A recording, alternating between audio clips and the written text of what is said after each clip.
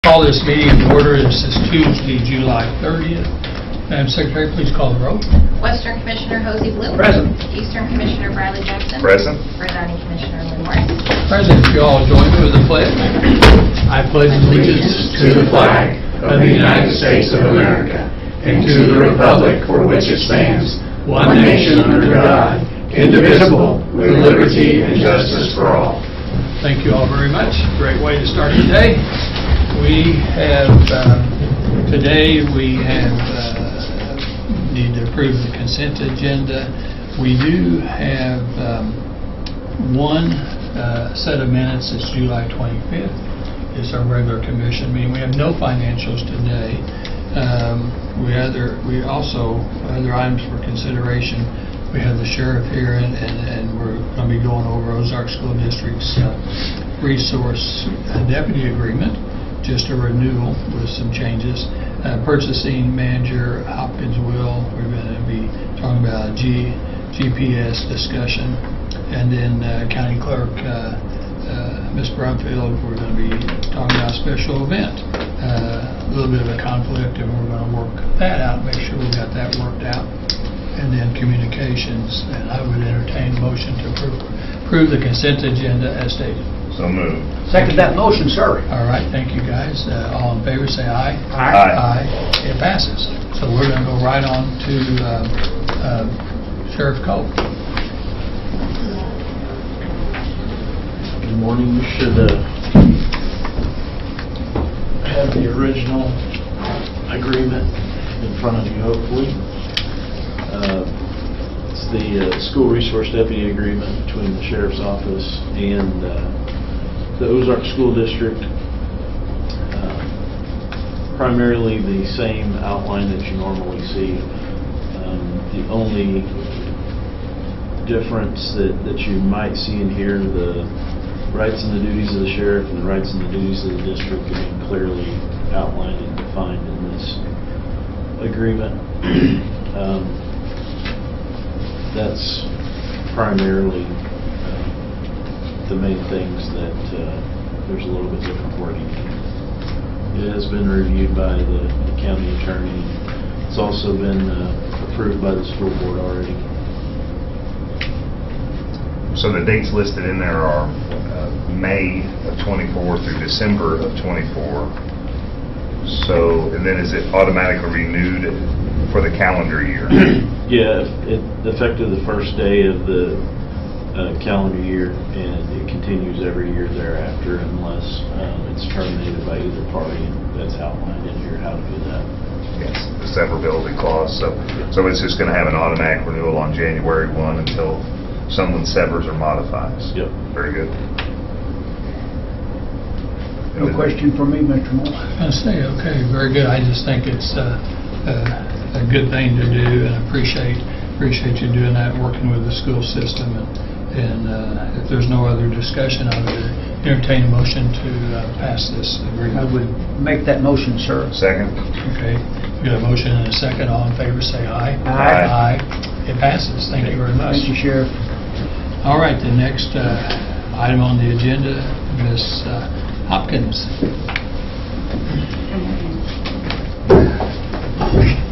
And Ms. Amber. And the same.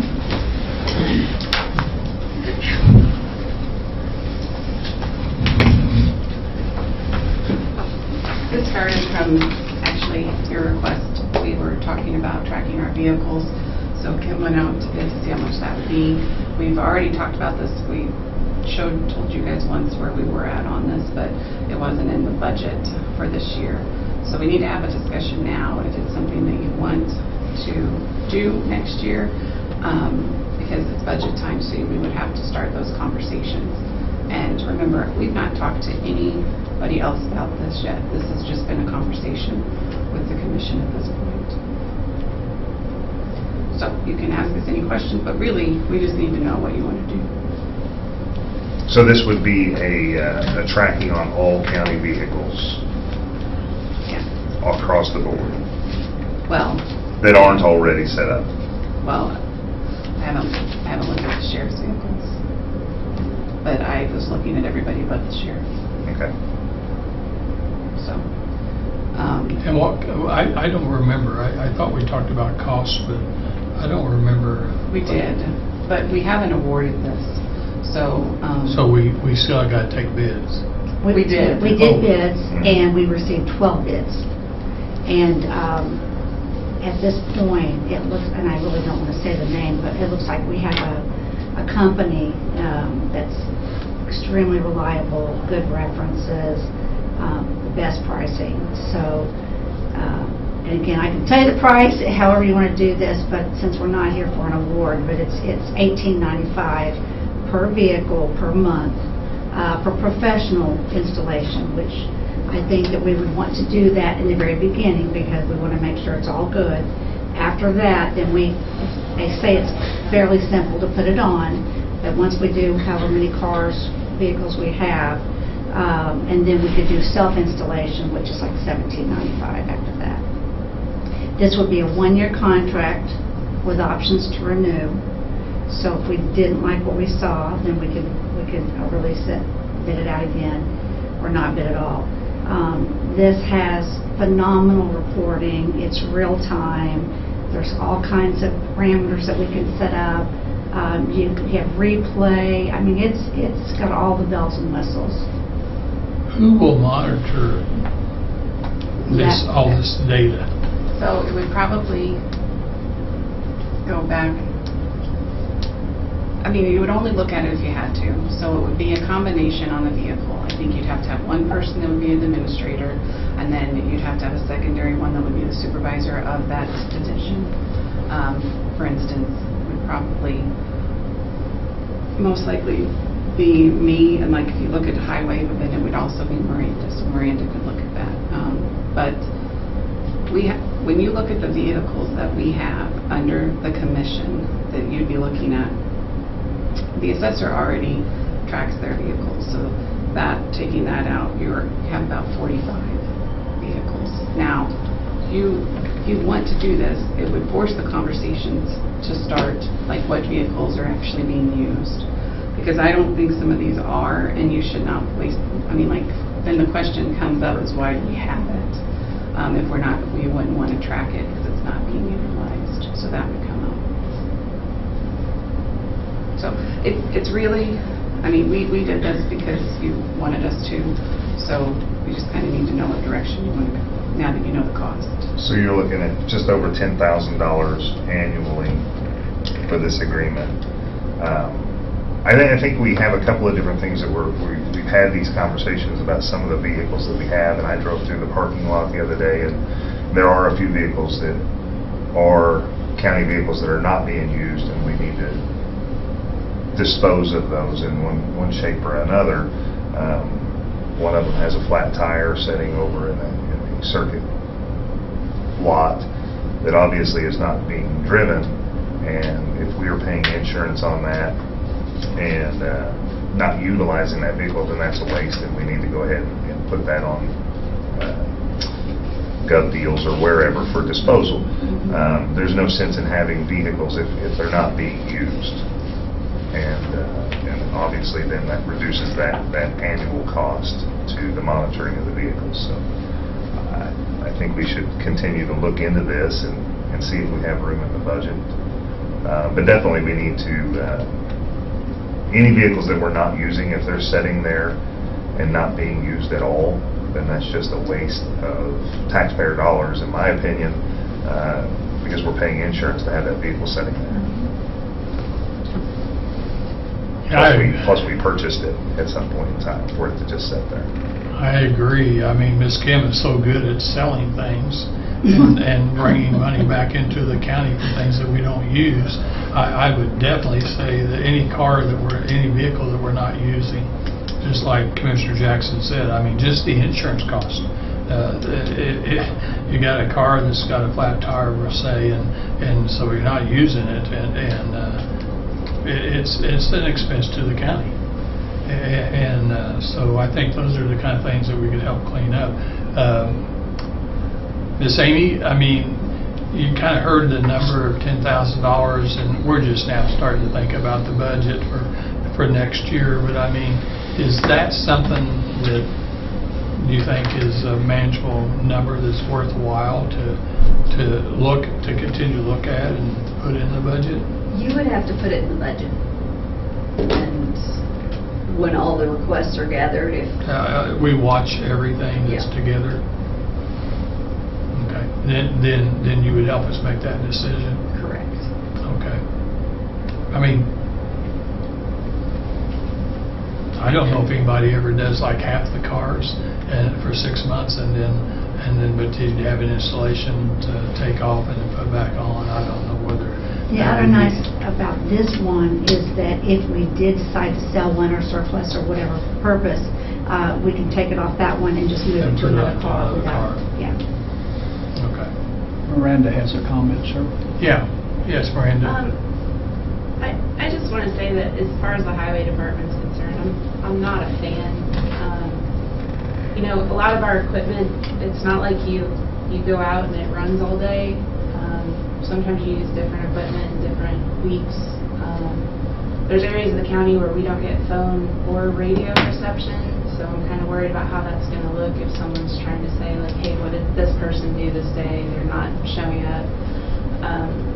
The foremen, for example, take their vehicles home with them with some equipment in it to be able to respond, so now they have GPS at their home.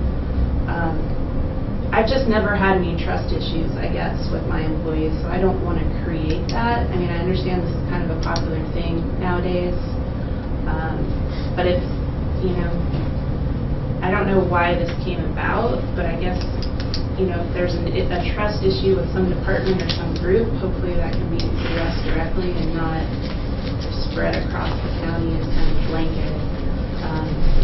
You know, of course, whatever the commission decides, we'll support and do. I just wanted to kind of process those concerns because, you know, I feel like if I had a trust issue wondering where one of my employees was, that would be a problem by itself that would need to be addressed instead of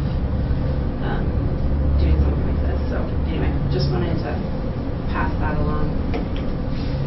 I know of instances, one in particular that comes to my mind, where in a different setting, an organization that had never used time clocks for their employees, that organization had one person who was repeatedly late. All kinds of approaches had been taken, and it was actually was a person you didn't want to lose. You know what I'm saying? There's people you don't want to lose, even though they're not time clock punchers. So that organization installed a time clock for a period of time and then took it out because it penalized everybody else that was not the problem. So on this one, I would really want us to look carefully. Are we using a hammer instead of a flash water? And if we've got a problem, then get the flash water and take care of it. But don't take the hammer and then put everybody in the organization under a cloud of suspicion, as it were. So I would lean, I would personally lean toward trying to find solutions that do not go to the GPS. That's just my initial thought on it. I know we've talked about this before, but it seems like it could have a somewhat demoralizing effect on your good people that have not had any problems at all, but suddenly they know that wherever they go, even if they are going somewhere and take a 3-minute detour to get a Diet Dr. Pepper or something, you know, I mean, I know that's pushing it, but you just don't want to feel like that. And I had a gentleman come to our house the other day. He worked for a company. They had in his truck, they had something that not only could hear what he was doing and whatever, but it could also see what he was doing. It would talk to him, and he was looking at any way he could to find another job. He just would, and I feel like it's almost a big brother kind of approach there. That so I'm a little reluctant. I agree with things that you're saying. I think that, you know, to blanket punish or to blanket put something in place can seem, you know, unfair to certain areas. And how can you how can you ever trust someone if you never give them the opportunity to be trusted? Is a quote my wife has used many times while raising our children. Yes. You know, and if you use that hammer approach all the time, but I think there are certain areas that we have discussed where there may be an issue that I think we have to watch and observe. I have seen this in other organizations from a distance where people have a take-home vehicle and you see them driving around Springfield on a Saturday night with their wife in the car. And it makes you wonder, why should the taxpayers be paying for the fuel and the mileage on the car on the weekend in Springfield? And so I think sometimes the general public may see that and think everybody is using that opportunity, you know, instead of using their own vehicle and their own gas. And we don't know what those scenarios may be, but it causes you to start wondering and second guessing whether or not everybody is utilizing their privilege. And when we give the privilege to, you know, whether it be our organization or somebody else's, for that person to drive a vehicle home, we expect them to drive it home and drive it back to work when needed. But there are occasions sometimes where I think they may drive 20 miles out of their way to go check on a piece of livestock, or go buy, you know, something at a store or something that's outside of their drive back and forth. And there has to be a way. My biggest thing with this is I want to make sure that we don't have anybody that's abusing their take-home vehicle or whatever the case may be. But then also that we have several vehicles that I don't think we need in our fleet. And of course this kind of prompted that conversation of, well, we wouldn't go to the expense of putting a tractor on a vehicle that's, you know, being used 3 miles per month on average, or whatever, or sitting with a flat tire in the parking lot. So I think the conversation is good to have. Is it something that we need to do across the board? Maybe not. Is it something that we need to do? Maybe not. Maybe putting our expectations in front of everybody that we trust you, don't abuse our trust when you're using the vehicles, or, you know, if you're working on the east side of the county, don't drive to the west side of the county to have lunch and come back to the east side of the county to work, you know. We don't know what why you wouldn't drive to the west side of the county. I don't understand that. But I think there are certain things that we need to look at. I would like to look at this agreement a little bit more and double check the need for it across the board. But definitely I think that there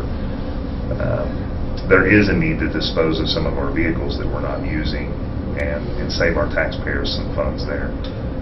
I think, and I agree with you, I think that's somewhat of a separate issue for me, and I'll use Miranda because she's here as an example, but if there was somebody abusing something under her, then I think the answer to that is not to do it across the board, but to say to Miranda, fix the problem.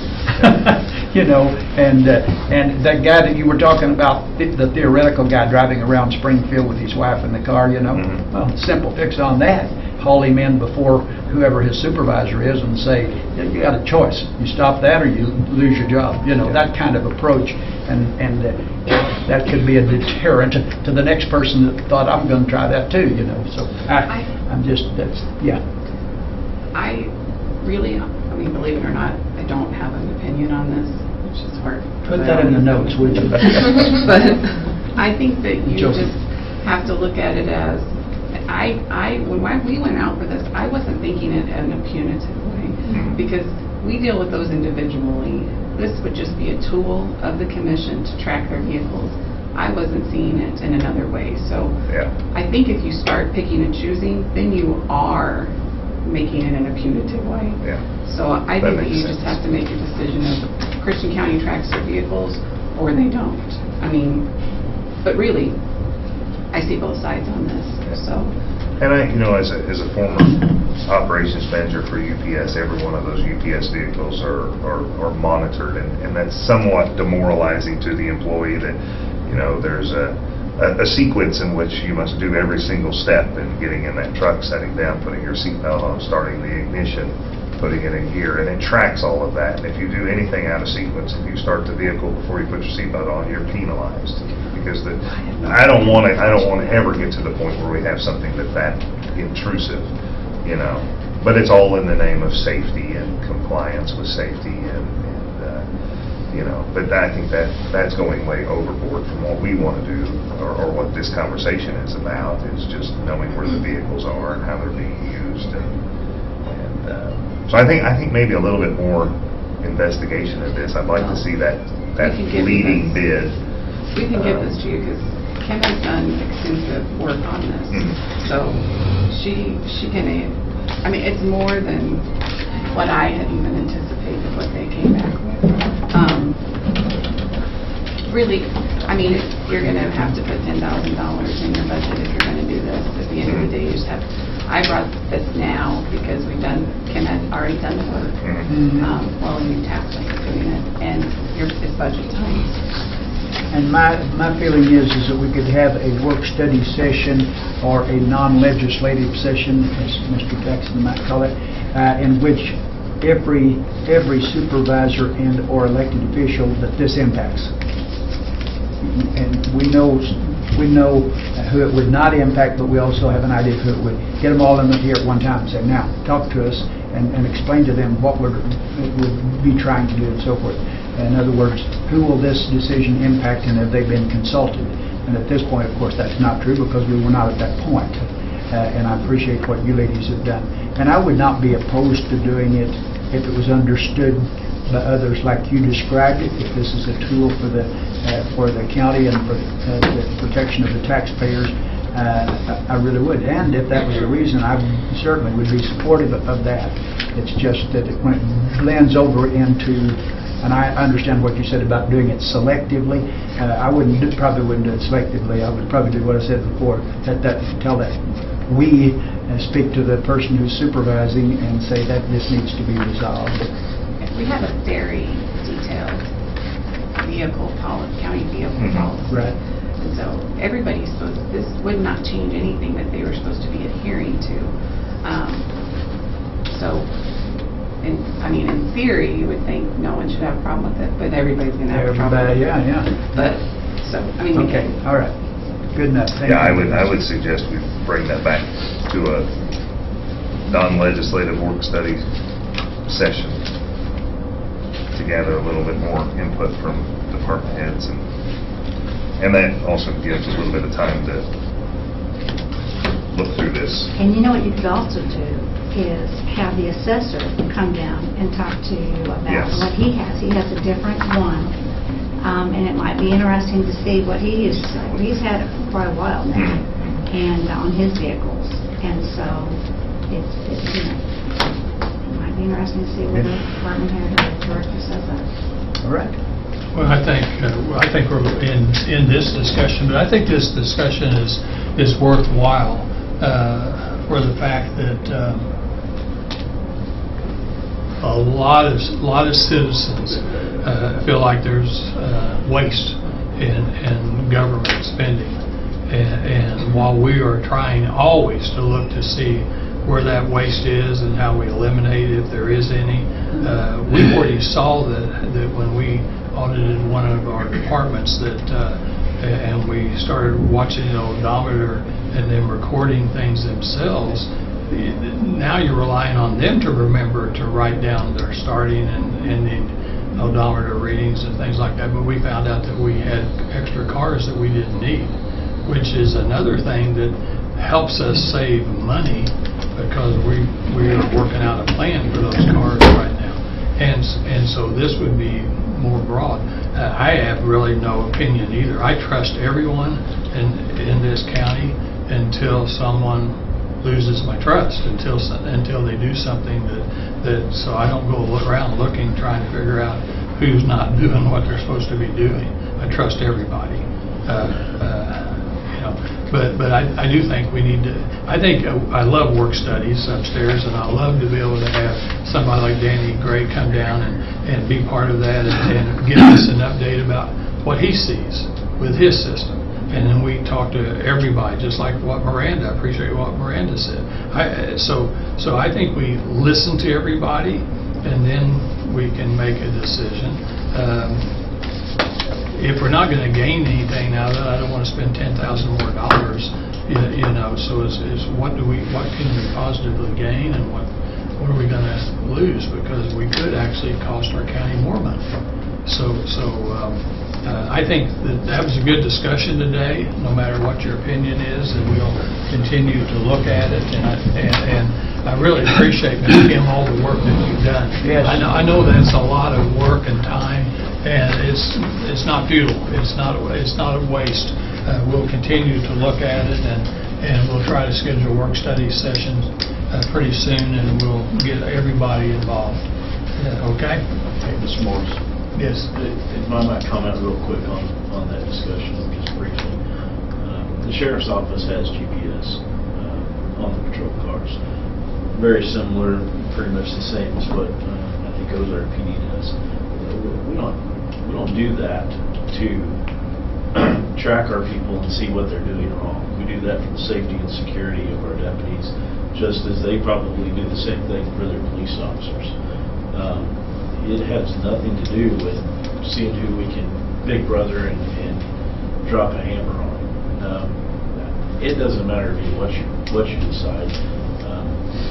Just so you know, the sheriff's office already has this implemented for that main reason, the safety and security of our deputies. To know if something happens and we can't get a hold of them, or they're not answering the radio, we can see we need to send somebody to help them or see what's wrong. That's a good point too, and that's what I say. I hadn't even thought about that, but that's a good point, and I think that's so when we do that work study, we're going to learn a lot of stuff, and then be able to make a wise decision. So I appreciate that. Okay, next item on the agenda is County Clerk, Ms. Brumfield, and we're talking about the special event conflict. So this Saturday, Friday and Saturday, we have the Historic River District doing an event, and is that event always that first week of August? This is the first time we're... First time, planning. okay, all right. And I am confident that we're going to be able to, and we probably already have it worked out, to make sure that we hadn't thought about it, but we got voters voting this Saturday till noon, and we've got to make sure that every person that comes to vote Saturday from 8 o'clock until 12 o'clock can vote. That would not be good if the public is denied an opportunity to vote. And then also you have some volunteers, workers that would normally pick up some supplies. Yes, our supplies are going to be picked up that day also. Okay. And we'll have the Boy Scouts here to help them, but yeah, our election supplies go out that day also. And so that's probably, I mean, with the election coming up, I mean, the following Tuesday, this is probably very important to be able to pick up Yes. supplies Yes. and stuff like that. And as I understand, last Friday when Miss Amber and a bunch of us, you Aaron, Commissioner Jackson, I was going back and forth with phone conversations, and Commissioner Jackson had talked to the city and found that they have an alternative route that they can keep open until noon or after, because they're just not going to close it right at 12 o'clock, because if there is a car or two inside there, they're going to wait till that car, they're going to encourage and get those cars out before they put the blockades up. So it may be 12:15, 12:20, 12:30, whatever, but at some point it will have to be closed, but then you'd be through the voting, Right. Yeah. and people would be gone from supplies and things like Yes, that. yes. My concern is, I know we're going to have the parking by the bank and our side. I'm just afraid that people are going to pull up and park and not be a voter or pick up supplies. They're just going to attend the event. So then we're not going to have enough parking spots for those voters. So I don't know how we can make sure the parking is for voters instead of just someone coming up and attending the event. And I want the event to be successful. I hope it does very well, and they do it every year. But I'm just worried that people will, well, there's a parking spot, I'll just park, even though it's supposed to be for voter parking. And I know Miranda, we talked to Miranda, she's going to make some signs, to try to get up where there is parking. I just don't know if that will be abused by other people just to attend the event. So I don't know how to control that or, take care of that. And I think the city was also going to make some signs. They offered to make signs, and I don't know if there's anything that we can make. We've got signs we're going to try to put out in every parking spot, voting only, but, some people Some don't pay people attention. Don't pay attention. Right. But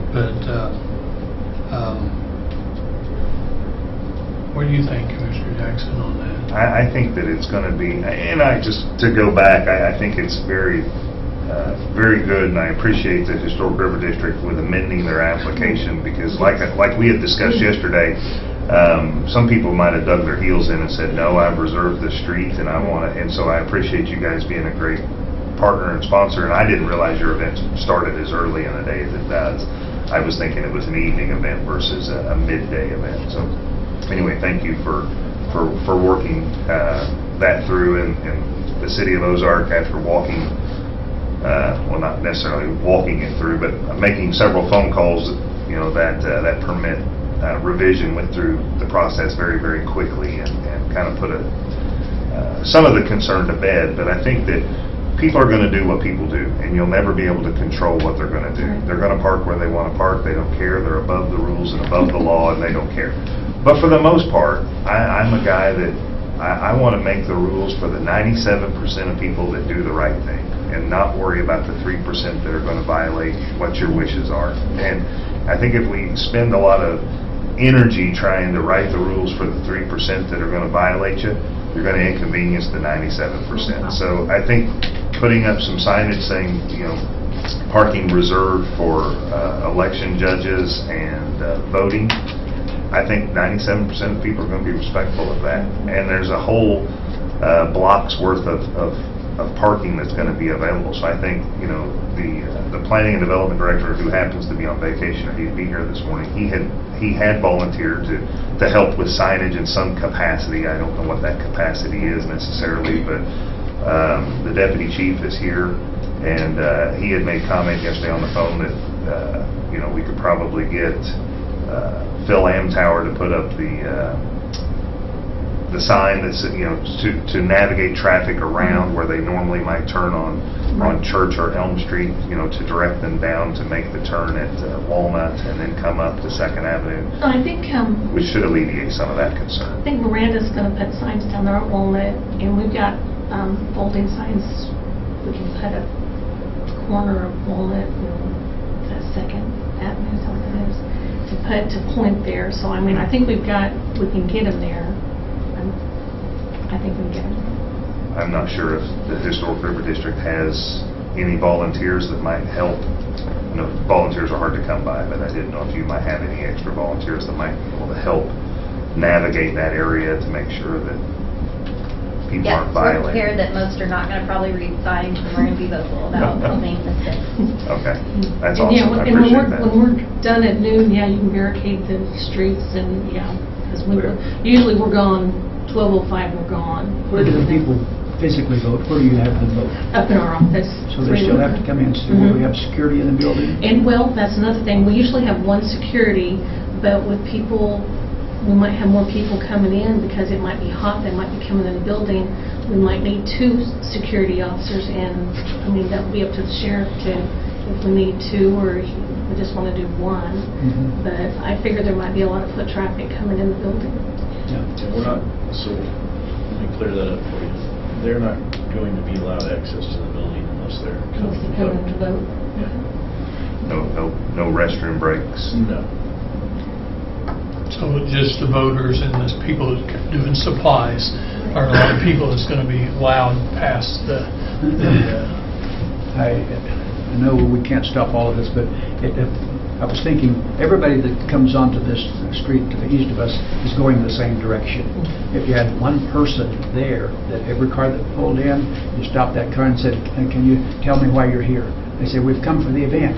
You need to go to the end and turn, you need to go off the square to park. This is reserved for voting. And I think that might deter 2% more of the 3%. Yeah, very well could, that he's yeah. got. You may still have somebody, but and I don't think that would slow things down much if it was just a quick question. Can you tell me why you're here? I'm here to vote. Come right on. You've got parking there. But if it's the other, you say you need to pull off the square and find off-site parking or off the square parking. So that's just a suggestion, and that would only take one volunteer, like the size of Bradley Jackson. For me. Somebody maybe that lives around the square. I don't know. That'd be a good way to campaign. There you go.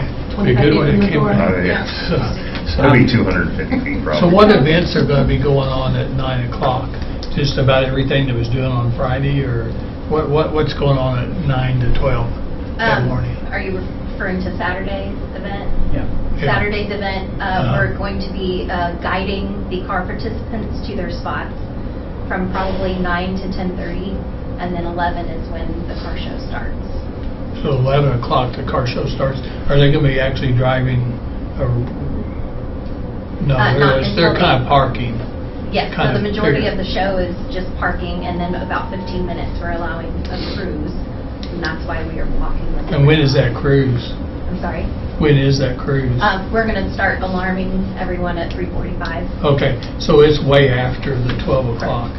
Yeah, okay, and that's good too. So to begin with, they could just park on those three sides, and then after 12 o'clock or 12:15 or whatever, when they barricade, if some car wanted, beautiful Corvette wanted to be on that one road that was blocked off, I guess, could they get on that road then? We're going to try to be a little bit more strategic on placement. We're going to try not to have that area Okay. conflicted with cars All for right. various reasons. We'd like to keep them closer to the businesses. Okay.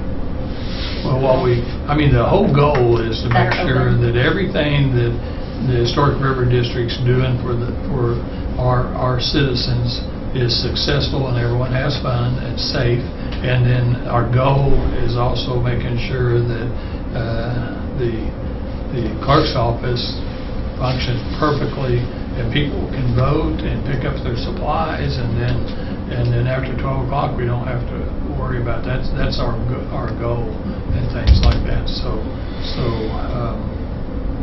And the other comment that I would make is for any of our people, and I'll use you as an example, Ms. Paul, that if you know something's coming up 6 months or a year later, Ms. Kayla, I know will be glad to put that on there and then block that off, so that anybody else that comes to ask to reserve the space and all, she'll say, oh, I'm sorry, that's not available until 12:30 or something of that nature, because she can't do that unless she knows. And this is kind of a unique situation for me, almost 8 years in, and I don't remember us coming to this before. And so it's not like it's going to happen every day, but it is a good reminder. We've grown larger and we've grown more complex, and therefore we have to communicate a lot farther in advance on things so that we can actually see on that calendar and say, nope, that's not available, as opposed to getting too close to And the yeah, that's what we've said, I've been here 10 years and this never happened in that time frame. And we wouldn't have thought,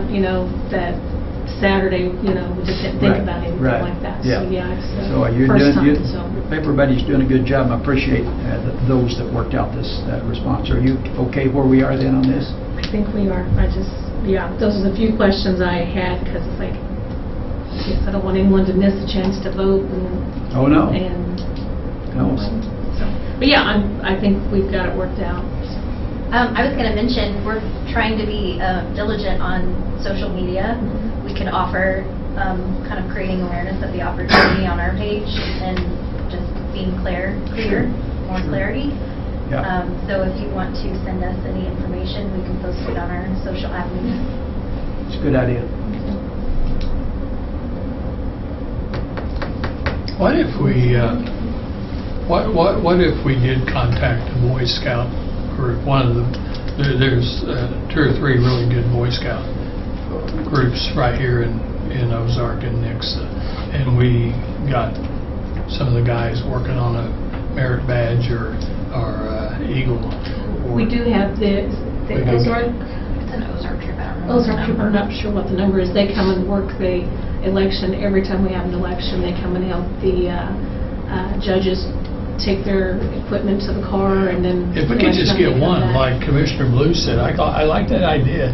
If you can be at the front when they're coming in, and you can decide, ask them, and I think a young man can do that.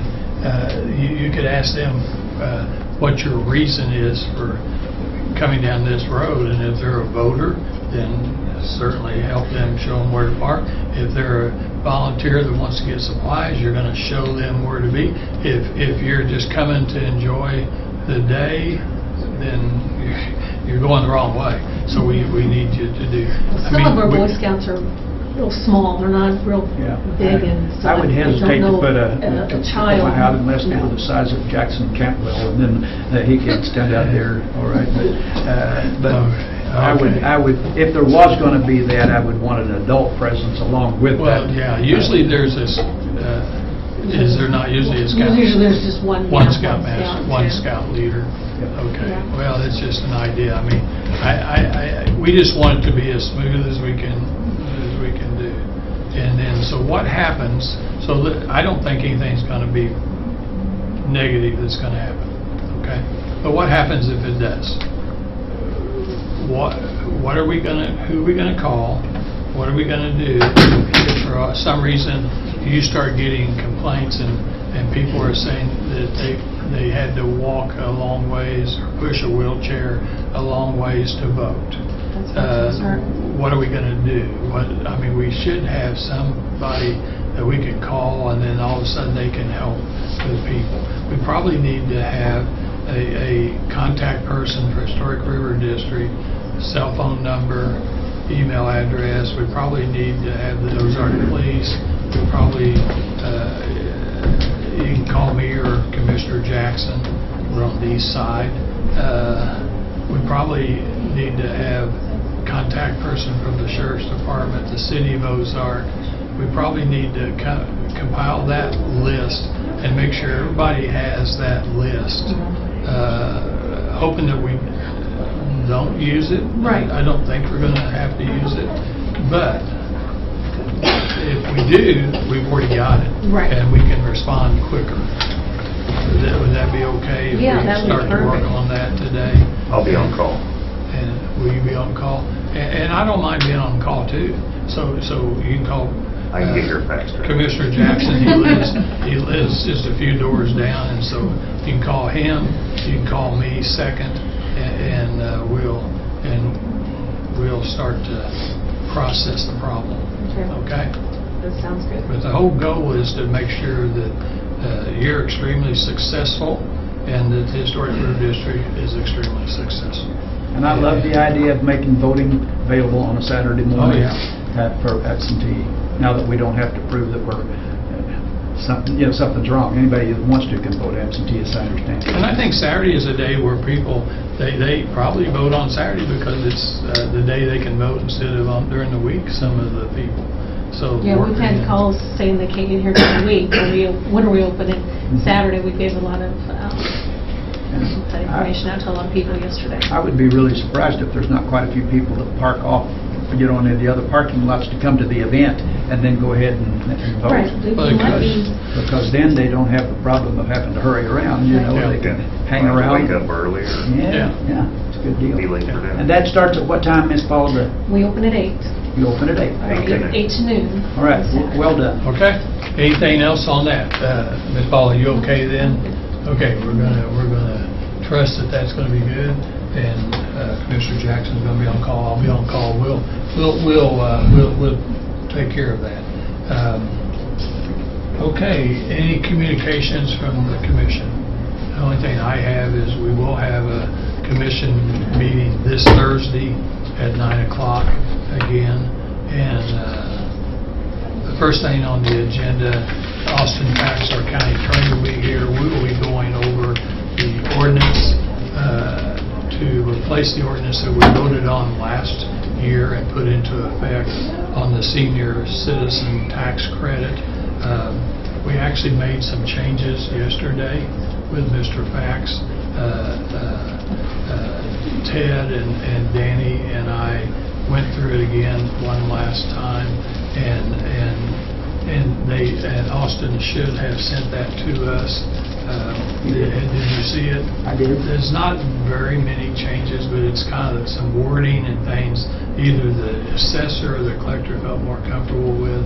Be sure and read that, and because he's going to read it word for word, and I'm not sure how many seniors will be here for that meeting. I don't think it'll be like what it was upstairs, but we'll have that going on. And then at 10 o'clock we have a planning zoning meeting, so we'll have a full day on Thursday. Anything else that we need to communicate? No, sir. I'm ready to adjourn. I've got a 10 Okay. o'clock at Yeah. Hartscorn Hollow. Okay. We are